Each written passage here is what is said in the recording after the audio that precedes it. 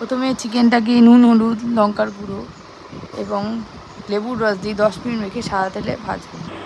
সাদা তেলে ভাজার পর যেই সাদা তেলটা পড়ে থাকলো সেই সাদা তেলে কারি পাতা, পেঁয়াজ কুচি, টমেটো কুচি দিয়ে নাড়তে হবে। এবার একটা পেস্ট বানাতে হবে। কী পেস্ট বানাতে হবে? শুকনো খোলায় একটা শুকনো রেড চিলি পাওয়া যায়, শুকনো রেড চিলি, তারপরে শুকনো লঙ্কা, গোটা গরম মশলা, গোলমরিচ, গোটা ধনে, জিরে, এইগুলো দিয়ে শুকনো খোলায় নেড়ে মিক্সিং জারের মধ্যে কাটা পেঁয়াজ, আদা রসুন কুচি, ওই শুকনো খোলায় ভাজা মশলাগুলো দিয়ে পেস্ট বানাতে হবে। সেই পেস্টটাই আমরা পেঁয়াজ এবং কারি পাতা, ধনে পাতার যে মিশ্রণটা বানিয়ে তেলে দিচ্ছিলাম সেই তেলে এই মিশ্রণটা দিয়ে দিতে হবে। দিয়ে খানিকক্ষণ নাড়তে হবে যতক্ষণ না তেল ছাড়ে।